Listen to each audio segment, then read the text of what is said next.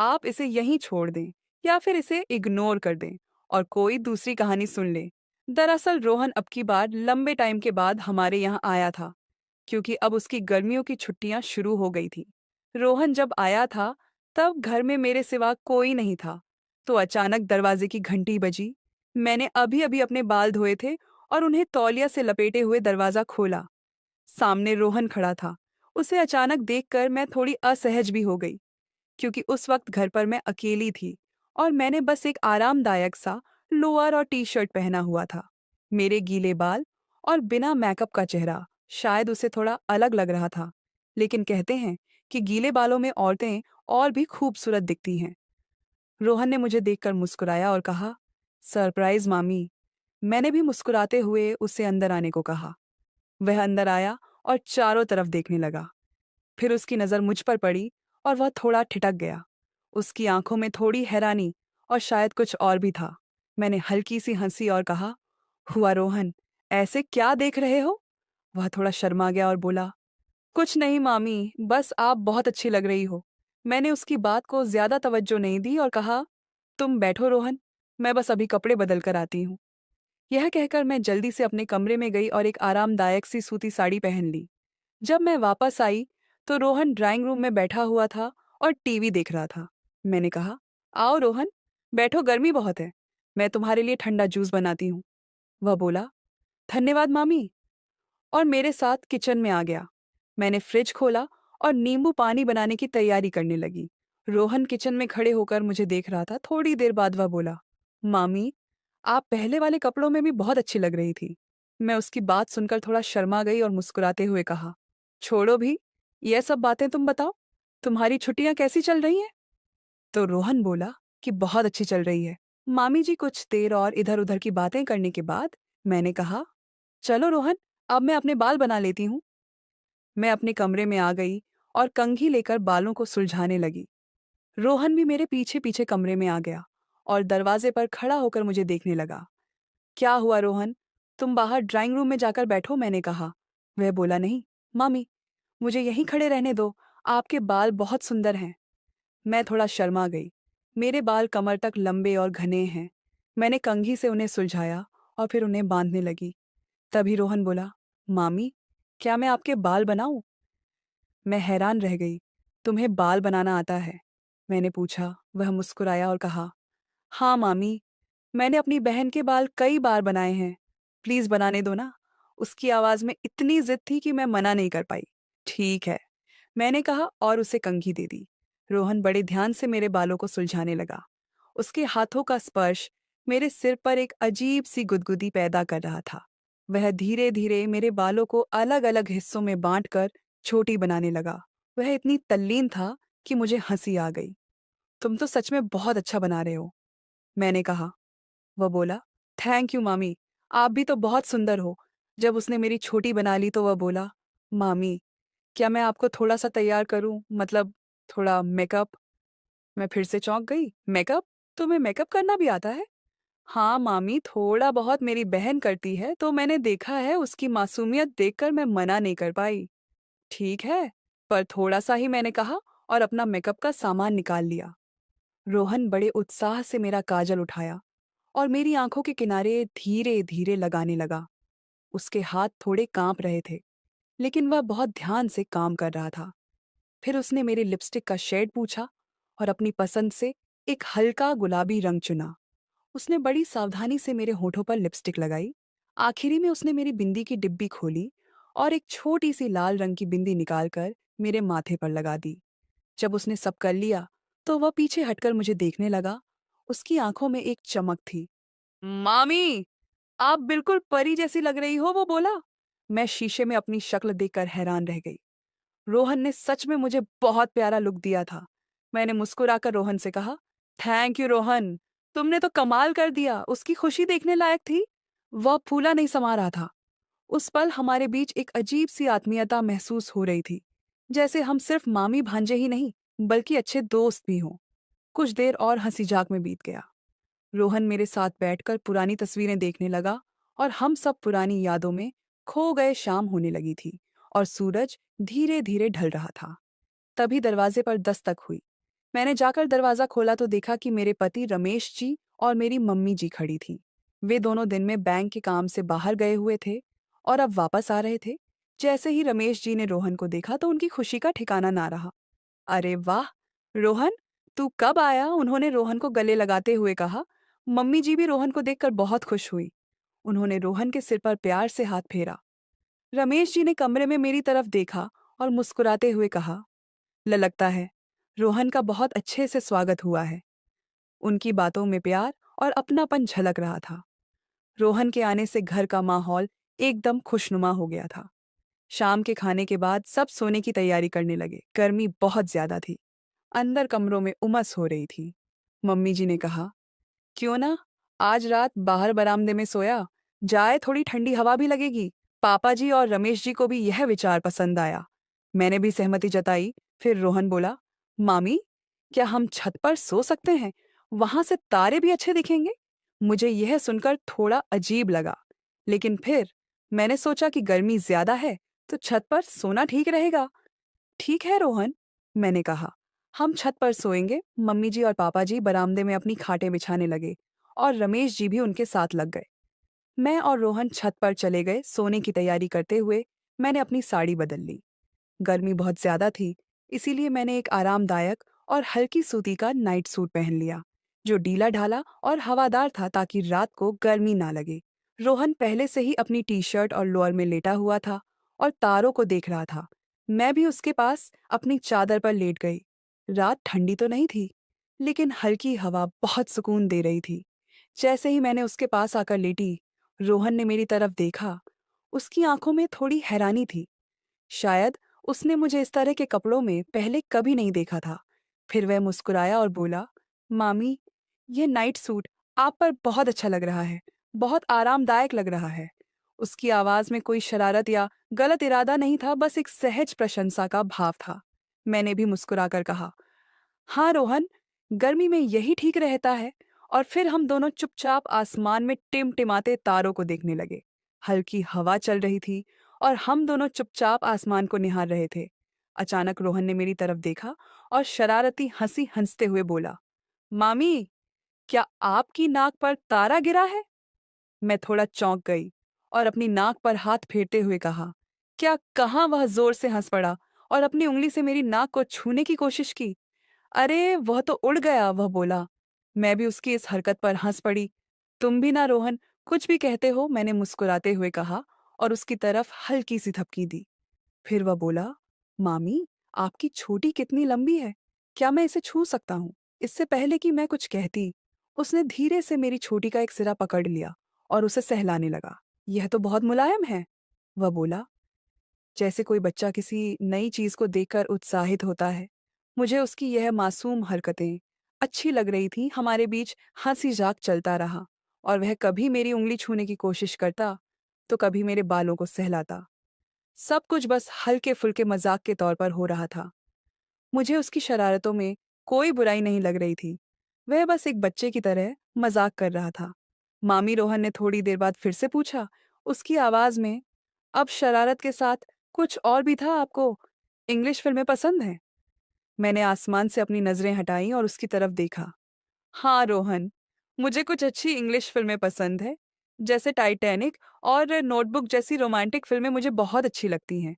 तुम्हें कौन सी पसंद है रोहन? थोड़ा मुस्कुराया, एक ऐसी मुस्कान जो थोड़ी दबी हुई और शरारती थी। नहीं मामी, मैं उन फिल्मों की बात नहीं कर रहा हूँ। मैं हैरान हुई। तो फिर कौन सी फिल्मों की बात कर रहे हो? वह थोड़ा और करीब खिसक आया। उसकी आवाज धीमी हो गई, मामी, क्या आपने कभी कुछ खास तरह की इंग्लिश फिल्में देखी हैं? मैं उसकी बात सुनकर थोड़ी असहज हो गई। रोहन, ये तुम कैसी बातें कर रहे हो? तुम्हें हर तरह की फिल्में देखने की जरूरत नहीं है। कुछ फिल्में तुम्हारी उम्र के लिए ठीक नहीं होती हैं। मैंने उसे प्यार से समझाया। वह थोड़ा और मुस्कुराया और बोला, अरे मामी, मैं तो बस ऐसे ही पूछ रहा था। आजकल दोस्त लोग बातें करते हैं। मैंने कहा, तुम्हें अपनी पढ़ाई पर ध्यान देना चाहिए और ऐसी चीजों से दूर रहना चाहिए जो तुम्हारे लिए सही नहीं है। तुम अब भी बहुत छोटे हो। मैंने उसे हल्के से डांटा, लेकिन मेरे मन में उसे लेकर थोड़ी चिंता जरूर हो रही थी। रोहन की बात सुनकर मैं थोड़ी देर के लिए चुप हो गई। मुझे बुरा लग रहा था कि वह ऐसी बातें कर रहा है। बिना कुछ कहे मैं उसकी तरफ पीठ करके लेट गई और सोने की कोशिश करने लगी। थोड़ी देर बाद मैंने रोहन की धीमी आवाज सुनी, मामी। मैंने कोई जवाब नहीं दिया। फिर वह थोड़ा और करीब आकर बोला, मामी, सॉरी, मुझे ऐसी बातें नहीं करनी चाहिए थी। मेरी गलती हो गई। उसकी आवाज में पछतावा साफ झलक रहा था। मैंने एक गहरी सांस ली और फिर धीरे से उसकी तरफ मुड़ गई। रात की हल्की रोशनी में उसका चेहरा थोड़ा उदास दिख रहा था। मैंने उसे देखा और हल्की सी मुस्कान के साथ कहा, कोई बात नहीं रोहन, बस आइंदा ध्यान रखना। मैं उसे ज्यादा डांटना नहीं चाहती थी, क्योंकि मुझे पता था कि वह अभी बच्चा ही है, बस थोड़ी गलत संगत में पड़ गया है। रात कब गुजरी मुझे पता ही नहीं चला। सुबह जब मेरी आंख खुली तो सूरज की हल्की किरणें छत पर पड़ रही थीं। मैंने अपनी आंखें मलते हुए इधर उधर देखा तो रोहन अभी भी सो रहा था, लेकिन अगली ही पल जो मैंने देखा उससे मैं थोड़ी चौंक गई। रात में सोते समय रोहन अपने बिस्तर पर लेटा था, जो मेरे बिस्तर के पास था, लेकिन अब वह नींद में खिसकता हुआ बिल्कुल मेरे बिस्तर से सट गया था। उसका शरीर मेरे बहुत करीब था, इतना करीब कि उसकी सांसों की गर्मी भी मुझे महसूस हो रही थी। उसे इस तरह से अपने इतने पास सोया देखकर मैं थोड़ी सीरियस हो गई। यह देखकर अजीब लग रहा था। मैंने धीरे से उठकर बैठी और रोहन को ध्यान से देखने लगी। वह गहरी नींद में सो रहा था और उसके चेहरे पर मासूमियत झलक रही थी। मैंने उसे जगाना तो नहीं चाहा, लेकिन उसका इस तरह से मेरे पास आना मुझे थोड़ा असहज कर रहा था।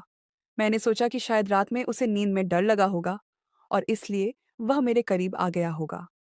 दोपहर का खाना बनाने के बाद जब मैं किचन में काउंटर साफ कर रही थी तो रोहन अचानक से मेरे पीछे आ गया। मैं कुछ बर्तन सिंक में रख रही थी कि तभी मैंने महसूस किया कि वह मेरे बिल्कुल करीब खड़ा है। अगले ही पल उसने धीरे से अपना हाथ मेरी पीठ के ऊपरी हिस्से पर रखा। उसका स्पर्श इतना अचानक था कि मैं एक पल के लिए एकदम से टिटक गई। उसने बहुत हल्के से मेरी पीठ को ठपठपाया और फिर धीरे से बोला, मामी, यह खाना बहुत स्वादिष्ट बना था। आपके हाथ में तो जादू है उसका। यह छूना और इस तरह से अचानक से इतना करीब आना मुझे थोड़ा अजीब लगा। यह अप्रत्याशित था। मैंने तुरंत थोड़ा आगे बढ़कर उसके हाथ को अपनी पीठ से हटाया। थैंक यू रोहन, मैंने कहा। मेरी आवाज थोड़ी लड़खड़ा रही थी। मैं उसकी आंखों में देख नहीं पा रही थी। मैंने जल्दी से अपना काम खत्म किया और बिना कुछ कहे किचन से बाहर चली गई।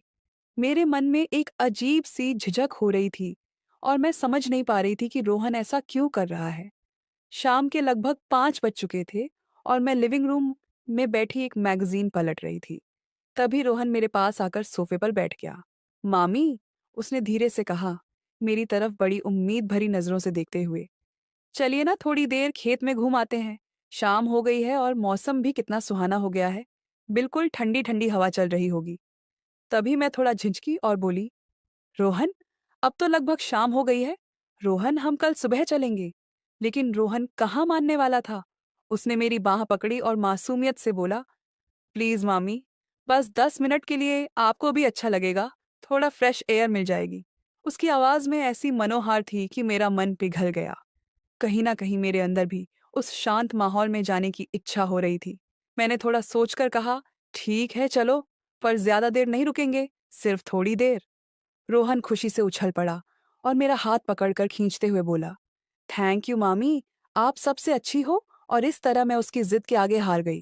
रोहन के खेत चलने की जिद के आगे हारकर मैंने सोचा कि थोड़ी देर में क्या ही होगा। फिर भी शाम का वक्त था और मुझे थोड़ा ठीक ठाक लगना चाहिए। मैं अपने कमरे में गई और अपनी एक फिटिंग वाली सलवार कमीज निकाली। मैंने उसे पहना और फिर अपने बालों को कंघी करके एक सलीकेदार सा जोड़ा बना लिया। हल्का सा काजल और लिपस्टिक लगाई ताकि चेहरा थोड़ा खिला हुआ लगे। जब मैं तैयार हो गई तो मैंने लिविंग रूम में रमेश जी को बताया कि मैं रोहन के साथ थोड़ी देर के लिए खेत तक घूम कर आऊंगी। उन्होंने कहा, ठीक है, ध्यान रखना और जल्दी लौट आना। फिर मैं रोहन के साथ खेत की तरफ निकल पड़ी। शाम का मौसम बहुत सुहावना था। हल्की हल्की ठंडी हवा चल रही थी। मैं धीरे धीरे उसके पीछे चल रही थी। मेरे मन में कल शाम वाली बात अभी भी थोड़ी घूम रही थी, लेकिन मैंने उसे ज्यादा तवज्जो नहीं दी और शाम के इस शांत माहौल का आनंद लेने की कोशिश करने लगी। खेत में पहुंचकर शाम का गहराता हुआ अंधेरा और भी ज्यादा महसूस हो रहा था। रोहन बहुत खुश लग रहा था और इधर उधर घूम रहा था। फिर अचानक वो मेरी तरफ मुड़ा और उसकी आंखों में एक अलग चमक थी। मामी, उसने कहा, याद है? आपने मुझसे कल शाम एक प्रॉमिस किया था। मुझे याद आ गया। खेत में जब अंधेरा हो रहा था तब उसने मुझसे कुछ पूछने से पहले प्रॉमिस लिया था कि मैं उसे डांटूंगी नहीं। मेरा मन थोड़ा घबरा गया। हाँ, याद है, मैंने धीरे से कहा। मेरी आवाज में थोड़ी अनिश्चितता थी। रोहन मेरी तरफ एक कदम और बढ़ा। उसकी आवाज में अब पहले वाली शरारत नहीं थी, बल्कि कुछ और ही भाव था। मामी, वो मैं आपको बहुत मानता हूँ। उसकी यह बात सुनकर मैं थोड़ा चौंक गई। यह मैंने बिल्कुल उम्मीद नहीं की थी। यह प्यार और सम्मान का भाव था, लेकिन उसकी नज़रों में कुछ ऐसा झलक रहा था जिसने मुझे असहज कर दिया। मैंने एक कदम पीछे हटते हुए कहा, रोहन, यह तुम क्या कह रहे हो? मैं तुम्हारी मामी लगती हूँ। तुम्हें इस तरह से नहीं सोचना चाहिए। मेरी आवाज़ थोड़ी सख्त हो गई थी। रोहन ने एक निराशा भरी सांस ली। पर मामी, कोई पर वर्ड नहीं। मैंने उसे बीच में ही रोकते हुए कहा, तुम मेरे भांजे हो और मैं तुम्हारी मामी। हमारे बीच यही रिश्ता है और यही रहना चाहिए। तुम्हें हमेशा सबका सम्मान करना चाहिए। मैंने उसे समझाने की कोशिश की। मेरी आवाज में अब चिंता और थोड़ी नाराजगी भी थी। खेत में रात का सन्नाटा और भी गहरा हो गया था और हमारे बीच एक अजीब सा तनाव छा गया था। रोहन की बात सुनकर मैं और भी असहज हो गई थी। रात के अंधेरे में उसकी आंखें चमक रही थीं और उसकी बातों में एक अलग ही भाव था।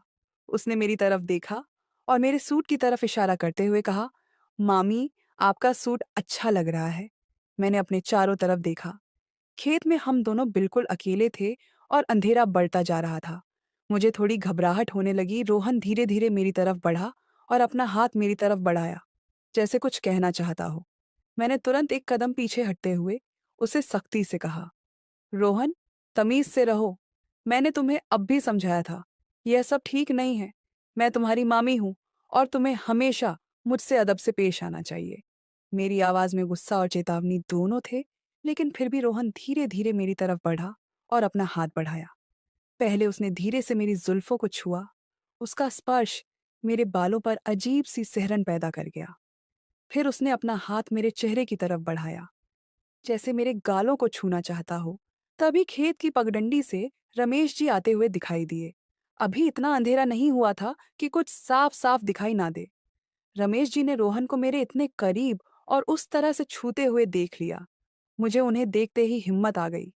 मैं तेजी से उनकी तरफ दौड़ी और उनसे लिपट गई। उनकी बाहों में आकर मुझे ऐसा लगा जैसे मुझे कोई सहारा मिल गया हो। मेरे गले में हिचकी बंध गई और मेरी आंखों से आंसू बहने लगे। रमेश जी ने जब रोहन को मुझे इस तरह से छूते हुए देखा तो उनका गुस्सा फूट पड़ा। उनकी आंखें गुस्से से लाल हो गई और वह तेजी से रोहन की तरफ बढ़े। यह क्या बदतमीजी है रोहन, वह जोर से चिल्लाए। उनकी आवाज खेत में गूंज उठी। तुम्हें शर्म नहीं आती? यह तुम्हारी मामी है। रोहन डर से कांपने लगा। उसने कभी रमेश जी को इतना गुस्सा करते हुए नहीं देखा था। रमेश जी ने आगे बढ़कर उसे पकड़ लिया और उसे एक दो थप्पड़ मार दिए। मैं ये देखकर घबरा गई। रमेश जी, रुकिए, मैं चिल्लाई और तेजी से उनके पास पहुंचकर उनका हाथ पकड़ लिया। प्लीज इसे मत मारो। मेरी आंखों से आंसू अभी भी बह रहे थे और मैं बहुत डरी हुई थी। इसके बाद हम तीनों चुपचाप घर लौट आए। रमेश जी गुस्से से भरे हुए थे, लेकिन उन्होंने मम्मी जी या पापा जी से खेत में हुई किसी भी बात का जिक्र नहीं किया। घर आकर रोहन सीधे अपने कमरे में चला गया और दरवाजा अंदर से बंद कर लिया। मैं तो सारी रात सहमी हुई सी रही। मुझे बार बार खेत वाली घटना याद आ रही थी और डर के मारे नींद नहीं आ रही थी। रोहन भी अपने कमरे में गुमसुम सा पड़ा रहा। शायद उसे अपनी गलती का एहसास हो गया था। सुबह होते ही बिना किसी से कुछ कहे वह अपना बैग लेकर अपने गांव वापस चला गया। रोहन के जाने के बाद भी घर का माहौल उदास रहा। मैं सारा दिन गुमसुम सी रही। मुझे रोहन की उस हरकत का दुख तो था ही, लेकिन कहीं ना कहीं उसके लिए फिक्र भी हो रही थी। मैं सोच रही थी कि रोहन ने ऐसा क्यों किया। शायद वह गलत संगत में पड़ गया है और उसे अच्छे बुरे का फर्क नहीं समझ आ रहा। उसे ऐसा बिल्कुल नहीं करना चाहिए था, मैं जानती हूँ। लेकिन फिर भी मेरे मन में रोहन के लिए एक स्नेह था। मैं यह भी सोच रही थी कि रमेश जी को शायद उसे मारना नहीं चाहिए था। गुस्सा तो आया था, यह मैं समझ सकती हूँ, लेकिन शायद प्यार से समझाना ज्यादा असर करता। वह अब भी बच्चा ही तो है, ना समझ है। मुझे लग रहा था कि इस घटना के बाद रोहन और भी ज्यादा बिगड़ जाएगा या फिर डर के मारे कभी अपनी गलती नहीं समझेगा। मेरे मन में रोहन के भविष्य को लेकर चिंता होने लगी। मैं सोच रही थी कि क्या मुझे रोहन के माता-पिता से इस बारे में बात करनी चाहिए या फिर कुछ दिन और इंतजार करना चाहिए। तो दोस्तों, यह थी आज की कहानी। आपकी इस पर क्या राय है? हमें कमेंट में ज़रूर बताएं। अगर आपको यह कहानी पसंद आई हो तो इसे लाइक करें, शेयर करें और हमारे चैनल को सब्सक्राइब करना ना भूलें। धन्यवाद।